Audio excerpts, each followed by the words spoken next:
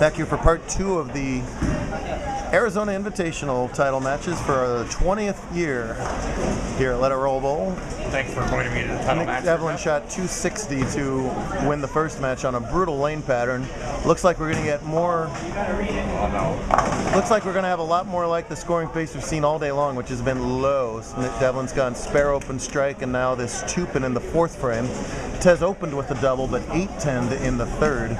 So he's got himself a 10-pin lead pending this 2-pin spare attempt from Devlin. Bolt on Alcatraz, super hard, a -130 cut for an invitational. That's extraordinarily low. And the 260, 230 they just put on was out of this world good. Normally a score that starts with 2 has been enough to win a match today, but Devlin has been on some kind of run the last couple hours. It's the nature of match play. Usually someone catches a run, and it's been Nick this time, as he should have been out. Maybe the last 3 matches. 4. All right, 4 says his coach. But here he is playing for the title against 76-time champ Cortez Schenk. Flushes that to maintain the 10-pin lead. This guy remembers bowling doubles with Tez when Tez was just a wee young lad.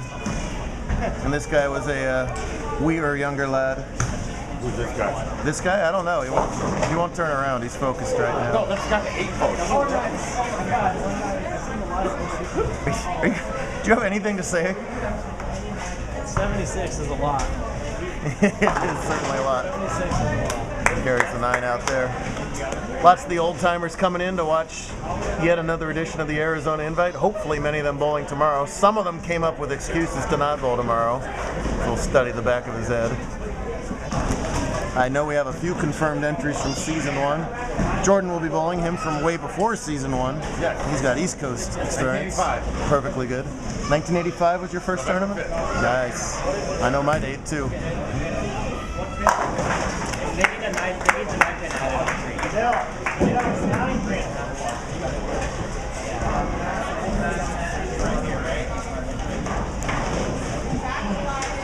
Both bowlers with formidable resumes. Tez, of course, the 76 titles, 3 top 3s in junior gold with a win. Nick, meanwhile, has had a year to remember. Collegiate Rookie of the Year, beating out thousands for the honor, part of the Collegiate Club National Champion ASU team, though it pains me to say it. Yeah. I'm happy for the kids. I'm not happy for ASU. Wow, and another big break as he breaks up the church into only a 4-pin. Are you happy for the coach? Moderately. Okay. And of course, both these bowlers have invitational wins this season. Tez winning in Mojave and Nick winning in SoCal. So no shock to see 2 of the best on a grind pattern in a grind format come out here playing one more game for the title. Meanwhile, over to the left, we also have a potential title match as Philip Sauvé needs 1 win to capture the title, and Avery Domagin will have to beat Philip twice in a row to make it happen. Philip's got to win the match by 22 pins.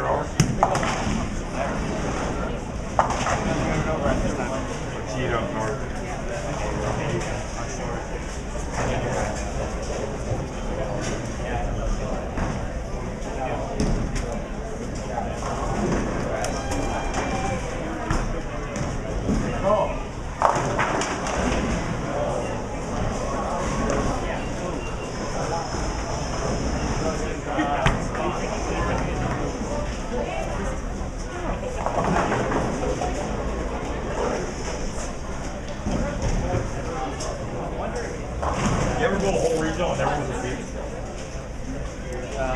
I go, what was the starting number today? 7-4. Avery, 9 years old. We talk about any age, any average. He has had a spectacular season, won a tournament, multiple top 5s, completely unafraid of the length of the format and the bigger guys. I mean, just look at Cortez on camera next to Avery. He has a polished game for a young. She is going to have herself a wonderful career in this game if she wants to stick with it. She's got, however, 4 opens to open up this match, so she's already lost the handicap difference, but she's capable of the comeback. Tez leads by 18, spare working 7th frame, wide right. And that's what we've been seeing all day long today.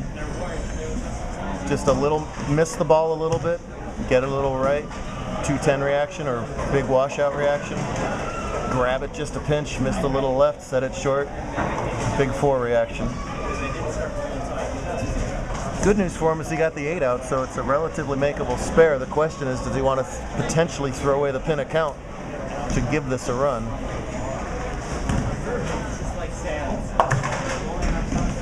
He'll take the pin, which gives him 131 through 7, which still keeps him in the lead by 5. Avery with 5 opens in a row, and Sauvé with a golden opportunity here. Philip has been absolutely snake bit in match play portions of tournaments since his last win at the Youth New Mexico Open last year. So almost a year for him. And this is a golden opportunity for him. Same with Devlin, spare working in the 6th, 10 in the pit, and the 7th. However, Philip whiffs on that one, but he was on an open. That shot was so good, Nick got 11 pins down.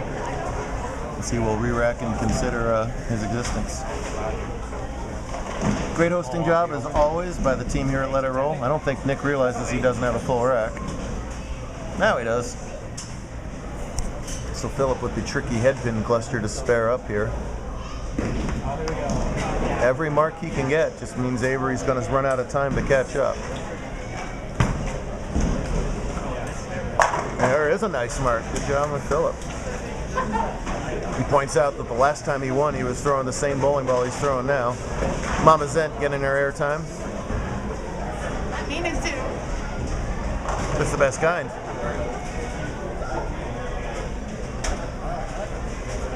Eighth frame title match, $1,000 for first. This shot to take the lead. Come on, kid. Yes, he's gotten some breaks, but when he's had to come up clutch and throw the shot, he's done it as well. Great shot from Sauvé in the 6th. And Cortez, who was the last bowler left with only 1 loss, now finds himself trailing in the 8th. Real nice shot. Tez's reaction tells the story. He expected better than a flat 10 on that. Nice shot from Avery. All right. They'll take the 4 pin. We'll call that a solid 4. Why not? I love her game. When you're 9 years old, that's a solid 4. She has got all the fundamentals in place. She's 9, folks. Wow. God, yeah. She's a little cutie too. I don't know where she got it from. I was looking at her dad when I said that. Get that spare, Avery, that a girl. There we go. Big smile from her there. I can see that.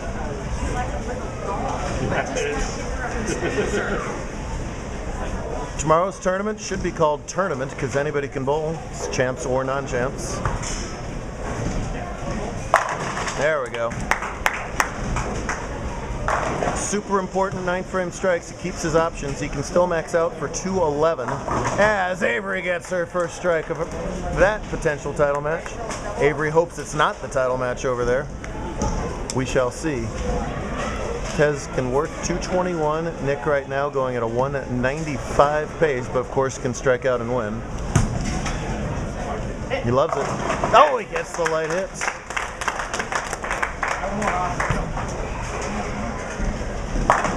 That shot made Tez double. This strike would shut him out.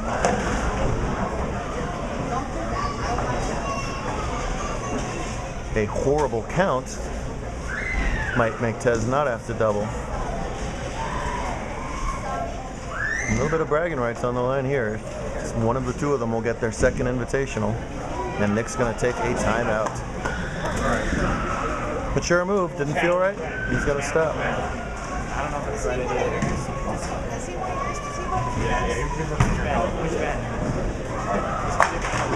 Another nice spare from Philip as he's getting closer and closer to that title.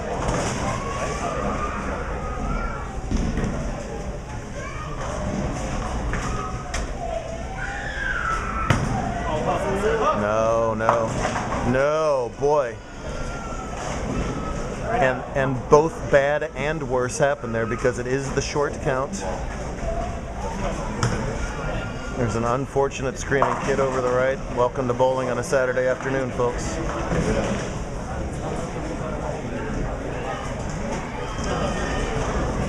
Tez, there's no screaming kid reshot, so just be aware. Seriously. First of all, a very makeable washout. He'd have to get it on a messenger. He doesn't. That is a brutal, brutal 10th frame. 188. And now the short count problem did happen. Tez doesn't have to double. He just needs to fill 18 pins. If Nick had 6-3 there, it would have been 181, 190, which would have made a 9 fill a tie here. Anyway, for the title. Oh! Oh! If a pin falls 7 degrees, if a pin goes 7 degrees off its axis, it must fall. That pin went about 7 1/17 off, turning the virtual loser 810 into just an 8 pin for the invitational, for almost the invitational title. No problem at the 8s. On most conditions, we'd be done. Here, we're not quite done. 8, 9, or 10 is a win. 7, we'd have a tie and go into a one-shot roll-off for $1,000. If somehow a 6 or less pops up, Nick will officially be on the sickest run in JBT history. If a 6, ASU guys, if a 6 pops up here, it will be the sickest run in JBT history. Yeah. I don't think Ted's gonna let that happen. You better believe he won't let that happen. Yeah. Well, we talked about giving Nick all of his second chances, and he'll take it. Tez gets a second chance there in his 10th frame. He takes advantage. And for the 77th time, we will stand and applaud. 2 exceptional bowlers bowling a heck of a 2-game title match there. Great job out of both of them. Now let's see what we got going on here in the handicap division. I will. I should have prepped. I hope that would make good. I'm terrible. Avery's shooting here in the 9th. Avery's shooting here in the 9th frame. She's getting 21 pins against Philip Sauvé, and she must win this match to extend to another game over here. She struggled a little bit, and Philip has been pretty good here with only 1 open through 8 frames, but no doubles. Avery could get 137. Philip would open out for 157. So if Philip can just get a couple marks here, he's going to have it. However, he's a long way from a couple marks here at the start as another tricky little headpin cluster. He's left a couple of challenging spares, and he's been very good at filling up the frames after marginal first balls. Talked earlier, it's been a long time for Philip, almost a full year, as Nick is contemplating what almost was over there. Brutal 10th frame. We're gonna miss him. Most of the time, we're gonna miss him. I'm gonna miss it. Most of the time. Most of the time. Like, I'm gonna miss it in regular events. Yes, we understand. At the spare. Boy, and once again, he comes up with the spare. If you put Cortez out there shooting all those middle pin clusters, he's probably not going to make every single one. It's really been a nice spare shooting clinic here. Now 8 out, just for giggles, is 162. And even that would be enough against Avery's potential 137. So Philip just needs to not pull off one of those 3 or 4 counts again. 4 count of the 5th. That's not going to be a 4 count. That's going to be a tie. And when he does it with his third strike of the match, it's going to be enough. Well, listen, a 5-year-old just won a 9-year-old just won $500 and gets a well-deserved high five from Pops. Although from a tall guy perspective, I'm not sure that was a high five in either case. Oh, that's just womp, wrong. womp, womp, womp. That was just wrong. Hey, listen, it's 120 degrees out. It's much warmer up here than it is down there for you guys, so it's only about 106 down there. And that's the smile of a guy who has broken a long winless drought. He has come so close so many times. He has been snake bit in match play. If he shoots 150, his opponent shoots 151. He shoots 240, his opponent shoots 241. Finally for him, not this time. He wins the big one again. He has a habit of that. $1,000. Mama Zent giving him the high 10. Philip's little brother Mark came in 3rd today for a nice Venus and Serena run. With his own shirt. Here's one last look. That's right. That's a form you're going to be seeing for the next 10 years on tour if she wants to. You got those fundamentals down at 9, the sky's the limit for you. It is 9, right? That's right. I remember she corrected me very adamantly last time. 9 years, 1 month. 9 years and 1 month. That's ridiculous.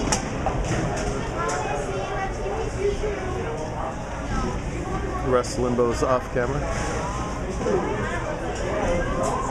Well, great day of action. We're going to see some of our alumni tomorrow. Always one of our favorite days of the year. Congrats to both, but it is a Sauvé day. Not bad, young lady. Just 500 more bucks. And a great day for family Sauvé. Nice job.